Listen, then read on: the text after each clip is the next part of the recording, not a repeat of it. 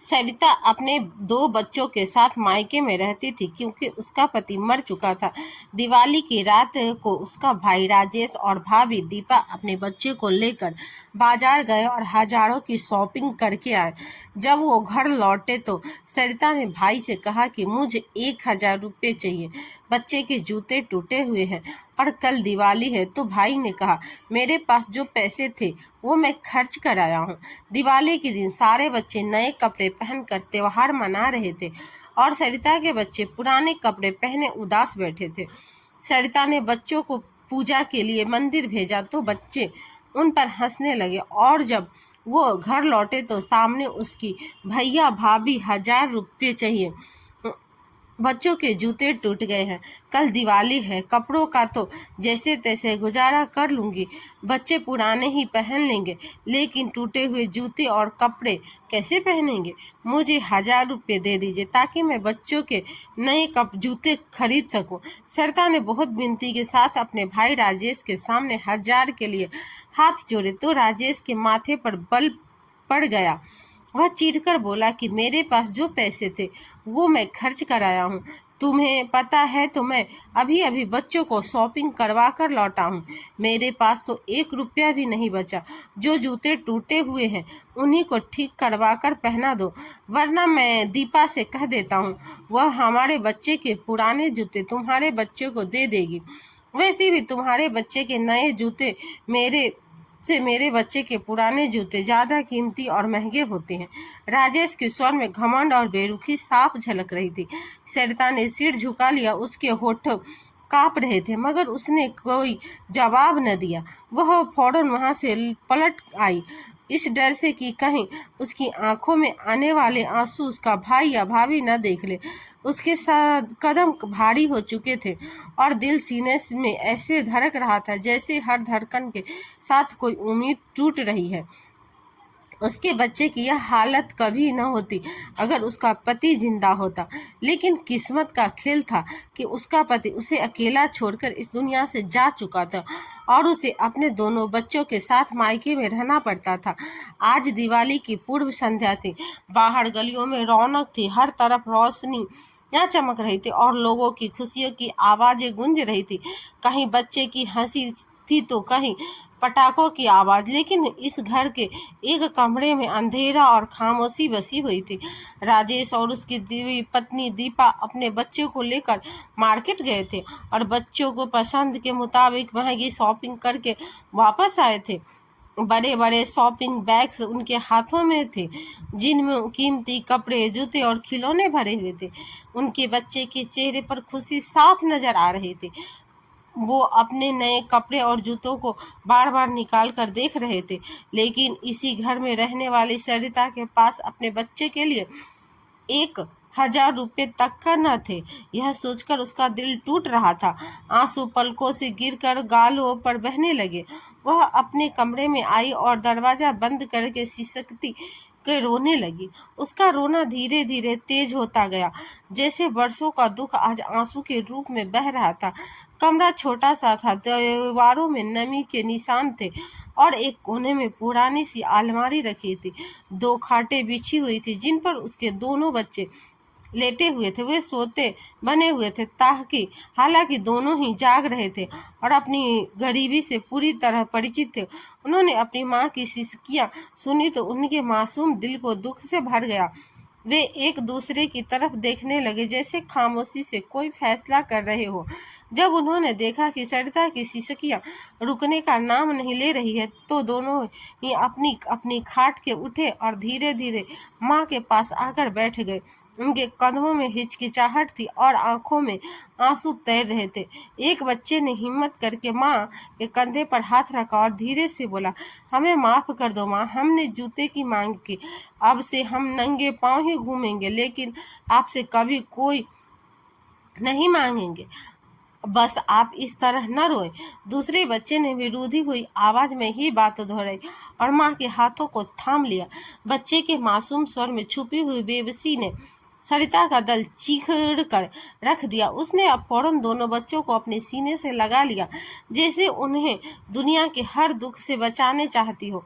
उसकी आंखों में आंसू लगातार बह रहे थे और वह बच्चों के बालों को सहलाते हुए कहने लगी, बच्चों, अपनी माँ को माफ कर दो। तुम्हारी माँ बहुत मजबूर है। तुम्हारे पिता के जाने के बाद मैं तुम्हारा ख्याल भी ठीक से नहीं रख सकती। मैं बहुत कोशिश करती हूँ कि तुम्हें किसी चीज़ की कमी महसूस न हो ने दूँ, लेकिन मेरे बस में कुछ नहीं। अगर मैं बाहर जाकर काम करूँ तो लोग तुम्हारे मामा पर तरह तरह की बातें करेंगे। कहीं ऐसी ना हो कि हमारे सिर से यह छत भी छिन जाए। और अगर इसी घर में पड़ी हूँ तो हम दूसरों के टुकड़ों पर पलने पर मजबूर है। यही हमारी मजबूरी है। सरिता एक बार फिर बिलख बिलख कर रोने लगी। उसकी आवाज़ में ऐसा दर्द था जो किसी के दिल में चीर दे। बच्चों ने बेबसी से एक दूसरे की तरफ देखा और फिर अपनी माँ के गले लग गए। वे खुद भी रोने रहे थे उनकी, लेकिन अपनी माँ को दिलासा देने की कोशिश कर रहे थे। उनके नन्हे हाथ माँ के आंसू पोंछने की नाकाम कोशिश कर रहे थे।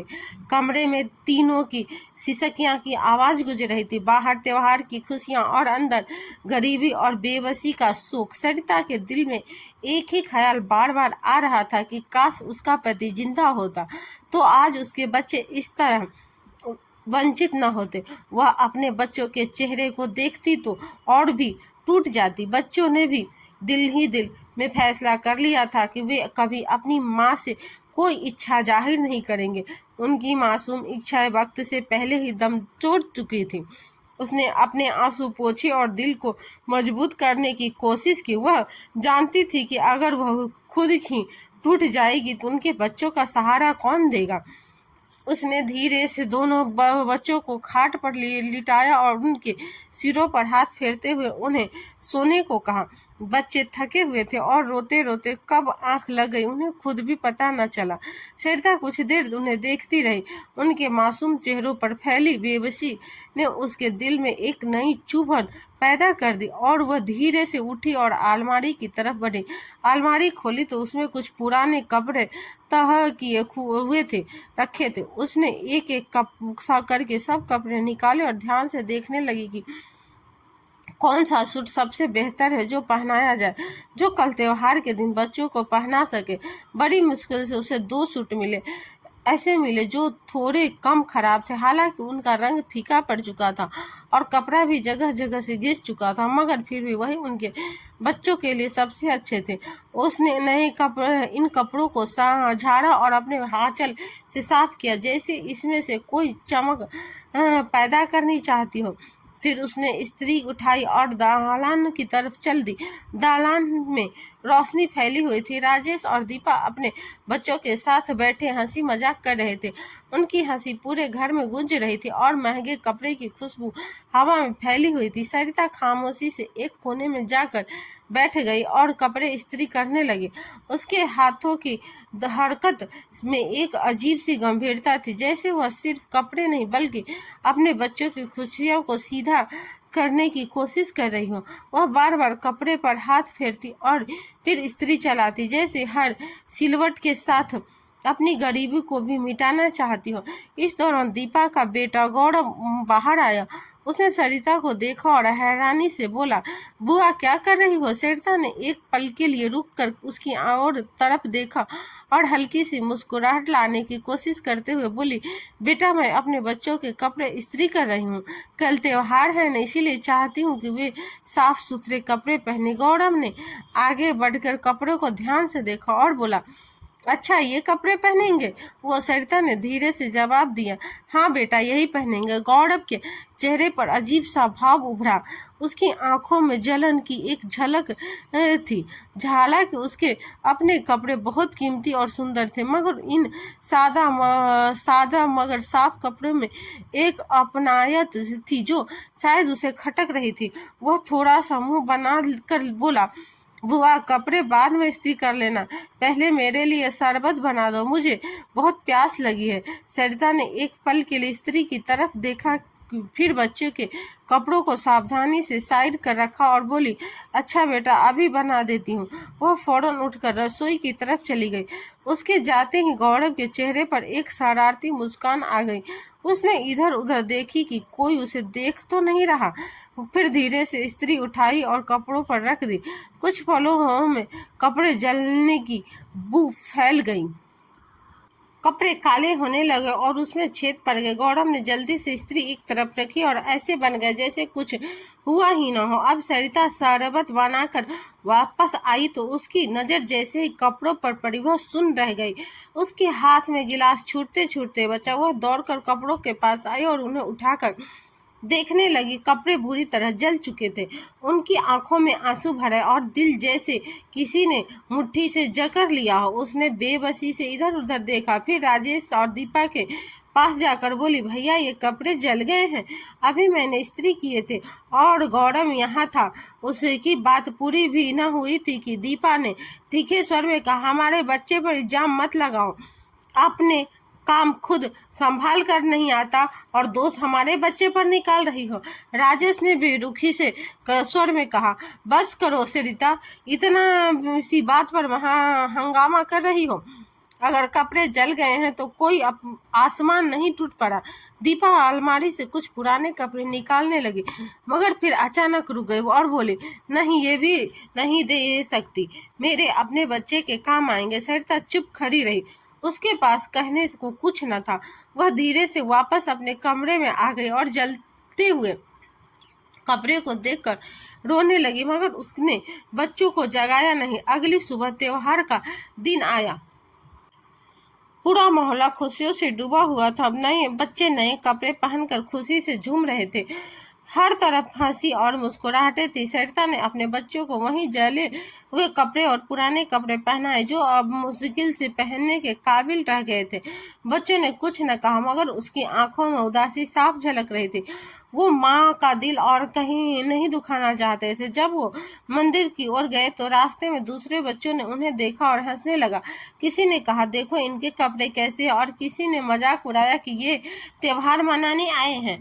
बच्चों की आंखों में आंसू आ गए, मगर उन्होंने सिर झुका लिया। मंदिर में भी वे एक कोने में खड़े रहे।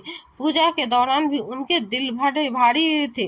पूजा खत्म हुए तो सब बच्चे एक दूसरे से गले मिले रहे थे, मगर ये दोनों खामोशी से खड़े रहे। आखिरकार उनके धैर्य का बांध टूट गया और वे रोने लगे। सरिता ने जब यह दृश्य देखा तो उसका दिल टुकड़ा टुकड़े हो गया। वह अपने बच्चों को गले लगाकर खुद भी रो पड़ी, मगर उसके पास इस दुख का कोई उपाय न था। इस दिन त्योहार की खुशियां उनके लिए सिर्फ एक दर्दनाक याद बन के रह गई। त्योहार का दिन जैसे तैसे गुजर रहा था, मगर सरिता के घरों में खुशी की नामो निशान न था। बच्चे मंदिर में वापस आकर एक कोने में चुपचाप बैठ गए थे। उनकी आंखें लाल थी और चेहरे पर उदासी साफ लिखी हुई थी। बाहर गली में बच्चे शोर मचा रहे थे। नए कपड़े की चमक और मिठाइयों की खुशबू हर तरफ फैली हुई थी, मगर इस कमरे में खामोशी और अभाव बसा हुआ था। सरिता अपने बच्चे को देखती तो उसका दिल कट कर रह जाता। वह बार बार उनके सिर पर हाथ फेरती और खुद को मजबूत रखने की कोशिश करती, मगर आंसू थे कि रुकने का नाम ही नहीं ले रहे थे। उसने दिल ही दिल में ईश्वर से प्रार्थना की कि हे ईश्वर, मेरे बच्चों की यह विवशता आप देख लीजिए। ये मासूम है, इनका कोई दोष नहीं। अगर मुझसे कोई गलती हुई है तो उसकी सजा मुझे दीजिए, मगर मेरे बच्चे को इन हालात से निकाल दीजिए। बच्चे भी खामोशी से बैठे अपनी माँ को देख रहे थे, जैसे वे दिल ये प्रार्थना कर रहे थे। वक्त जैसे रुक सा गया था। हर लम्हा भारी और कष्टदायक लग रहा था। अचानक दरवाजे पर दस्तक हुई। आवाज इतनी अचानक थी कि सब चौंक गए। राजेश, जो बाहर आंगन में बैठा था, वह उठकर दरवाजे की तरफ गया। उसने जैसे ही दरवाजा खोला तो सामने का दृश्य देखकर उसकी आंखें हैरत से फैल गई और वह शून्य रह गया। दरवाजे के बाहर एक बड़ी सी कीमती गाड़ी खड़ी थी और उसके पीछे कई दूसरी गाड़ियां लाइन में लगी थी। गाड़ियों के काले कपड़ों से सजे सुरक्षाकर्मी बाहर निकल रहे थे, जिनके हाथों में बड़ी बड़ी टोकरियां थी। इन टोकरियों में नए कपड़े, जूते, खिलौने, मिठाइयाँ और तरह तरह की खाने पीने की चीजें भरी हुई थी। घर के बाहर अचानक यह दृश्य देखकर मोहल्ले के लोग भी जमा होना शुरू हो गए। राजेश अभी तक समझ नहीं पा रहा था कि यह सब क्या हो रहा है। इतने में सबसे बड़ी गाड़ी का दरवाजा खोला और उसमें से एक शालीन और सुंदर औरत बाहर निकली। उसके पहनावे और अंदाज से ही लग रहा था कि वह किसी बड़े घराने से संबंध रखती है। सरिता भी कमरे से बाहर निकलकर दरवाजे तक आई। उसने जैसे ही उस औरत को देखा तो एक पल के लिए रुक गई, फिर उसकी आंखों में पहचान सी चमक उभरी। अगले ही पल उसके होठ कांपने लगे। यह उनकी ननद अंजलि थी, जो कई सालों से विदेश में अपने पति के साथ रह रही थी। सरिता को यकीन ही नहीं आ रहा था कि वह सच में उसके सामने खड़ी है। अंजलि ने जैसे ही सरिता को देखा, वह तेजी से उसके तरफ बढ़ी और उसे गले से लगा लिया। सरिता के धैर्य का बांध टूट गया और वह फूट फूट कर रोने लगी। वह रोकते हुए कहने लगी, आपने तो मुड़कर भी नहीं देखा। हमने कितनी मुश्किलें बर्दाश्त की है, आपको हमारी याद भी नहीं आई। अंजलि ने हैरत से उसे देखा और फौरन उसके आंसू पोंछते हुए बोली, यह तुम क्या कह रही हो सरिता? मैंने तो तुमसे संपर्क करने की बहुत कोशिश की। मैं बार बार फोन करती थी, मगर कभी तुमसे बात ना हो सकी। मुझे हमेशा यही कहा गया कि तुम हमसे बात नहीं करना चाहती और बच्चे भी हमसे नफरत करते हैं। यह सुनकर और सरिता चौंक गई और उसकी नजरें फौरन दीपा की तरफ उठ गईं, जो एक तरफ खड़ी सब कुछ देख रही थी। उसके चेहरे का रंग उड़ चुका था। राजेश भी यह सुनकर सन्न रह गया। अंजलि ने कठोर स्वर में कहा, आखिर यह सब क्या है? क्यों मेरे और मेरे भाई के घर वालों के बीच में दीवार खड़ी की गई? दीपा के पास कोई जवाब न था। उसका सिर झुक गया। राजेश को जैसे अपनी गलती का एहसास हो गया हो। वह शर्मिंदगी से सर झुकाए खड़ा था। अंजलि ने फौरन सुरक्षा कर्मियों को इशारा किया तो वे सारी टोकरियां अंदर ले आए। पूरा आंगन सामान से भर गया। नए कपड़े, जूते, खिलौने और त्योहार की हर खुशी वहां मौजूदगी। अंजलि ने सरिता के बच्चों को अपने पास बुलाया। वे डरते डरते उसके पास आए तो उसने प्यार से उन्हें गले से लगा लिया और कहा, आज से तुम्हें किसी चीज की कमी नहीं होगी। तुम मेरे भाई की अमानत हो और अब मैं खुद तुम्हारी जिम्मेदारी लेती हूँ। बच्चों की आंखों में पहले बार की खुशी की चमक आई। सरिता यह सब देखकर ईश्वर का धन्यवाद करने लगी। उसकी प्रार्थनाएं सुन ली गई।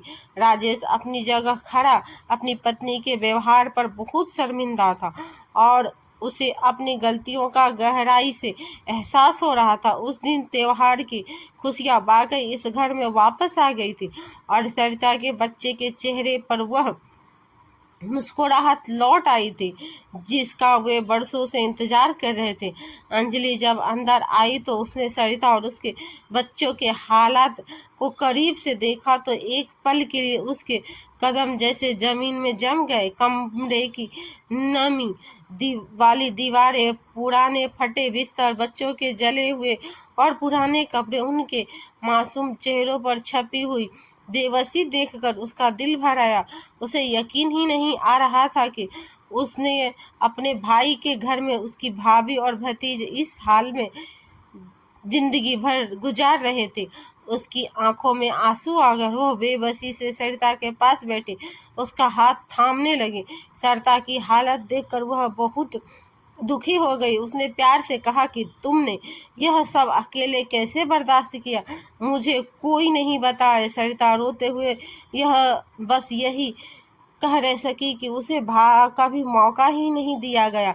अंजलि ने उसे पल फैसला कर लिया कि अब वह सरिता और उसके बच्चों को इस हाल में नहीं रहने देगी। उसने फौरन उन्हें अपने साथ ले जाने का इरादा किया। शुरू में सरिता हिचकिचाई, मगर अंजलि ने उसे विश्वास दिलाया कि अब वह उसके लिए माँ जैसी बनकर खड़ी रहेगी। कुछ ही दिनों में अंजलि ने शहर के एक अच्छे इलाके में साफ सुथरा और बड़ा घर ले लिया, जहां वो हर बुनियाद सुविधा मौजूद थी। बच्चों के लिए अलग कमरे, अच्छी रोशनी, साफ माहौल और एक सुरक्षित जिंदगी। बच्चों का एक अच्छे स्कूल में एडमिशन करवा दिया गया, जहां वे पहली बार शांति और आत्मविश्वास के साथ पढ़ने लगे। उनके चेहरों पर वही खुशी वापस आ गई जो बरसों पहले कहीं खो गई थी। अंजलि ने सिर्फ यही नहीं किया, बल्कि उसने कई दुकानें खरीदकर बच्चों के नाम कर दी, ताकि हर महीने उनके लिए पक्की आमदनी आती रहे और वे कभी किसी पर निर्भर न हो। उन दुकानों के ऊपर बने हुए हिस्से में ही सरिता और उसके बच्चे रहने लगे, जहां उनकी जिंदगी इज्जत के साथ गुजरने लगी। सरिता जो ज्यादा पढ़ी लिखी नहीं थी, इसके बावजूद अंजलि ने अपनी सिफारिश से उसे एक अच्छी जगह पर नौकरी दिलवा दी, जहां वह इज्जत के साथ काम करने लगी। शुरू में उसे डर था कि वह यह सब कैसे संभालेगी, मगर धीरे धीरे उसने खुद को संभाल लिया और अपने बच्चों के लिए मजबूत बन गई। अब न वह किसी पर निर्भर थी और न उसके बच्चे की आंखों में वह पुरानी उदासी बाकी थी। उसकी जिंदगी में सुकून आ चुका था। अंजलि अक्सर उनके पास आती और उनकी हर जरूरत का ख्याल रखती। सरिता हर बार उसे देखकर ही दिल में ईश्वर का धन्यवाद करती कि उसने उसकी प्रार्थना सुन ली। वक्त के साथ उनके जख्म भरने लगे और जिंदगी आसान होती गई। वो दिन दूर हो चुके थे जब एक जोड़ी जूतों के लिए आंसू बहाने पड़ते थे। अब उनके पास सब कुछ था, मगर सबसे बढ़कर इज्जत और सुकून था। वाकई ईश्वर ने उन पर कृपा कर दी और उनकी परीक्षा के बाद उन्हें एक नई और अच्छी जिंदगी दे दी थी। तो दोस्तों, इस कहानी को लेकर आपकी क्या राय है, कमेंट में ज़रूर बताएं। और अगर आपको हमारी आज की कहानी अच्छी लगे तो प्लीज़ लाइक ज़रूर करें। अगर आपने अभी तक हमारे चैनल को सब्सक्राइब नहीं किया है तो ज़रूर कर लीजिए। तो मिलते हैं ऐसे ही एक और मोटिवेशनल कहानी के साथ।